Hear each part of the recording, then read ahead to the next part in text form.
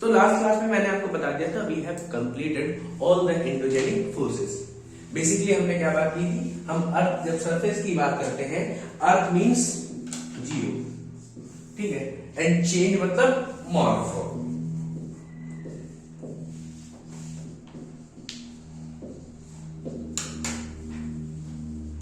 Change means morph, and the change in the Earth's surface known as geomorphology. Geomorphology, and the forces which act are known as geomorphic forces. ये भी मैंने आपको बताया था क्या होते हैं, जो फोर्सेस काम कर रहे हैं अर्थ सरफेस में चेंज लाने का, उनको क्या बोलेंगे, जियोमॉर्फिक फोर्सेस। ये बात भी समझ में आ गया। And geomorphic forces are of two type, one is endogenic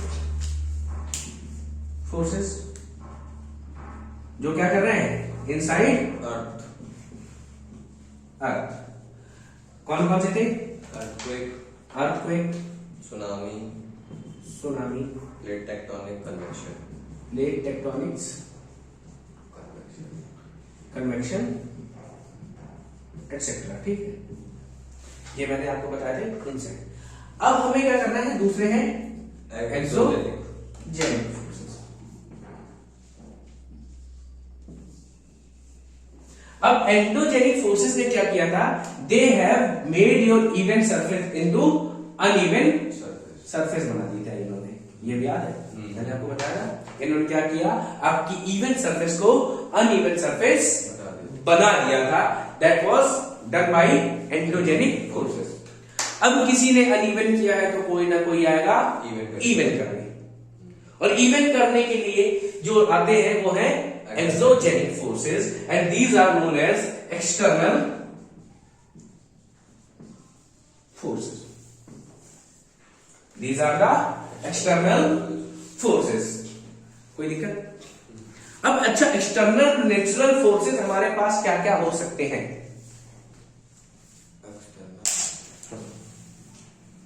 भाई गड्ढे बन गए, पहाड़ बन गया, आइलैंड बन गए। अब हमें क्या करना है, इनको बराबर करना है। तूफान या विंड कहते हैं, विंड कहते हैं, कोई दिक्कत नहीं। एक्सटर्नल फोर्सेस में पढ़ते हैं विंड, और रेन या वाटर बोलते हैं, रिवर बोलते हैं, और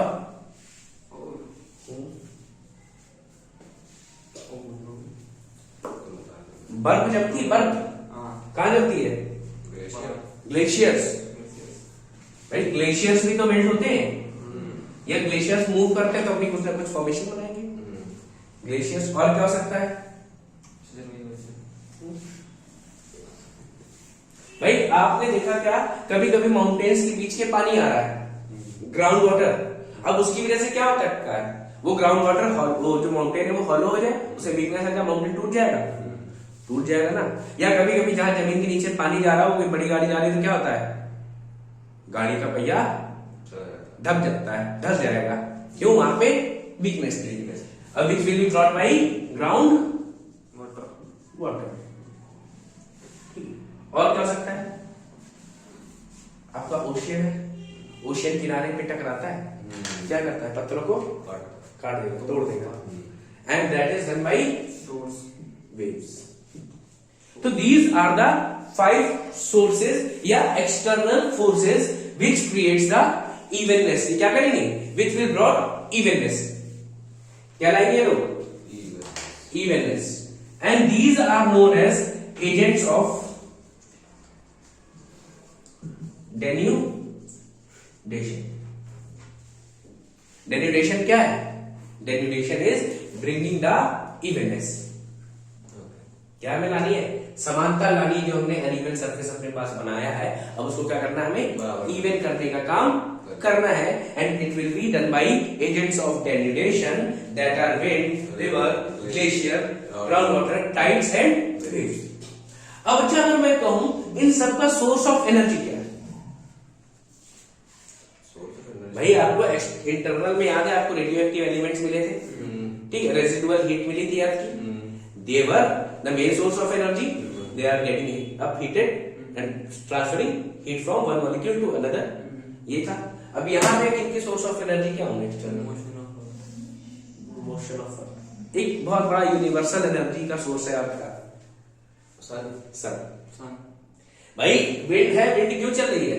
कहीं पे टेम्परेचर ज्यादा हुआ तो विंड भाग गई, खाली हो गई, और दूसरी जगह पे कम हुआ, हाई प्रेशर बना, खाली जगह हुई, और दूसरी जगह प्रेशर बढ़ गया था, और wind move from high pressure to low pressure, wind बहने लगी, मूवमेंट ऑफ विंड हुआ। अब विंड चलेगी तो क्या होगा? भाई यहां से जा रही है, हर बार तुमको रगड़ के निकल रही, तो कभी ना कभी तो नुकसान होगा। कोई तुमको बार बार रगड़ेगा तो घिसोगे जरूर। फिर देखो रिवर में वाटर कहां से आया? ओशियन से। ओशियन में वाटर ग्लेशियर से। नहीं, ओशन और वाटर तो क्या, ओशन तो है ओशन। भाई बेसिकली हमारा रेंज, जो रिवर में वाटर है वो रेंज से आया, माउंटेन से आया, या ग्लेशियर से बोलेंगे तो ग्लेशियर वाटर कहां से आया? रेंज से आया। और रेन कहां से हुई? ओशन से। इवेपोरेशन हुआ होगा। इवेपोरेशन किसकी वजह से हुआ? सन की हीट की वजह से। ये बात समझ में आती है? ऐसे ग्लेशियर्स के लिए भी रेन वाटर चाहिए। भाई पानी गिरेगा, वो तो उस जगह का टेम्परेचर इतना कम है कि वो जम जाता है, या जमा हुआ ही गिरता है वहां पे, तो वो क्या है? उसका सोर्स ऑफ एनर्जी भी ग्लेशियर से। फिर ग्राउंड वाटर का भी एनर्जी। भाई पानी आ रहा है, सन से इवेपोरेट हुआ, वो वापस आया अर्थ पे, रेन हुई तो ग्राउंड वाटर में कलेक्ट हुआ, उसका सोर्स भी सन है। वेव्स का सोर्स भी सन है। ये बात समझ में आ रही है? तो these are the agents of denudation, और इनका काम क्या है? To bring the evenness. ठीक है। अब देखो आपके दो फोर्सेस है, एंडोजेनिक और exogenic, both works simultaneously and continuously. दोनों एक साथ काम कर रहे होते हैं और लगातार काम करते रहेंगे। अभी भी कर रहे हैं, किया था और करते रहेंगे। The forces act together simultaneously and continuously to bring the evenness on the earth। ये बात समझ में आ रही है? कोई दिक्कत है? ठीक है। इन सब के बारे में लिख लो। एंडोजेनिक लिख लिया होगा, एक्सोजेनिक मैंने कल भी बताया था थोड़ा सा। फिर मैंने क्या बता दिया कि दोनों फोर्सेस एक साथ काम करते हैं, एंडोजेनिक और exogenic, to bring the evenness. अब सोर्सेस ऑफ एक्सोजेनिक फोर्सेस क्या है? Wind, river, glacier, ground water and waves. और ये कैसे साथ में और लगातार काम करते हैं। इतना नोट करो, फिर आगे बात करते हैं। तो आप डाल लेंगे हेडिंग एक्सोजेनिक फोर्सेस।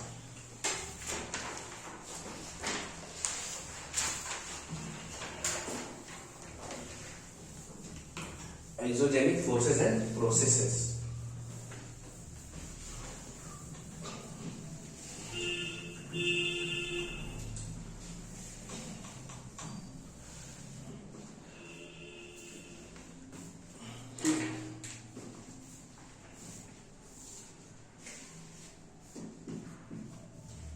ठीक है। तो क्या है? Sun is the source of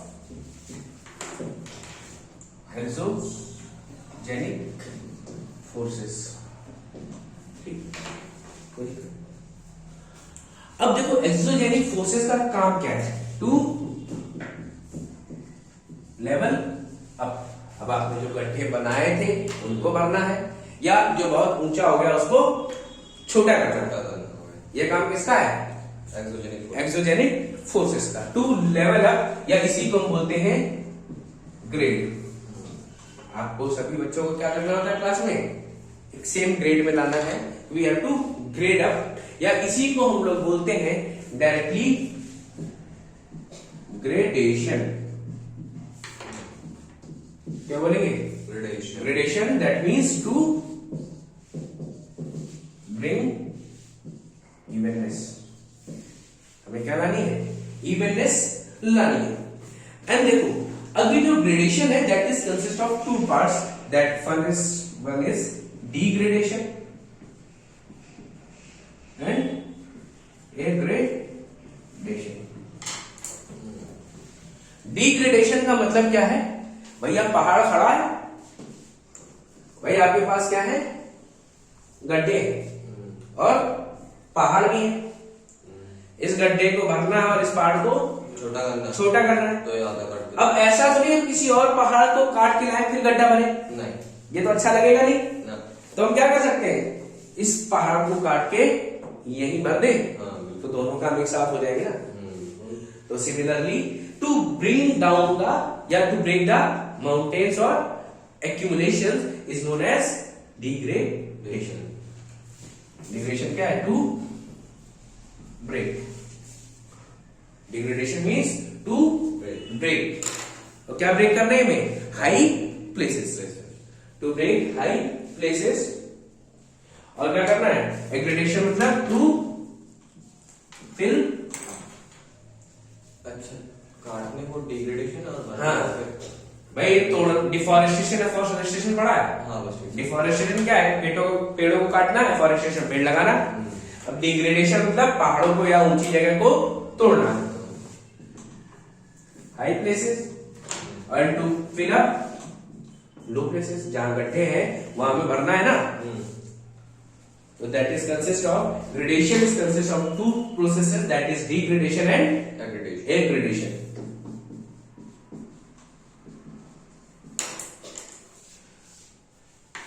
कोई दिक्कत है?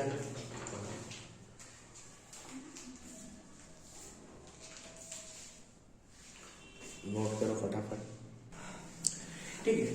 तो ग्रेडेशन में क्या है, एक प्रोसेस है, इसी में ही बोलते हैं फाइन पार्ट इसका है, वो है डेन्यूडेशन।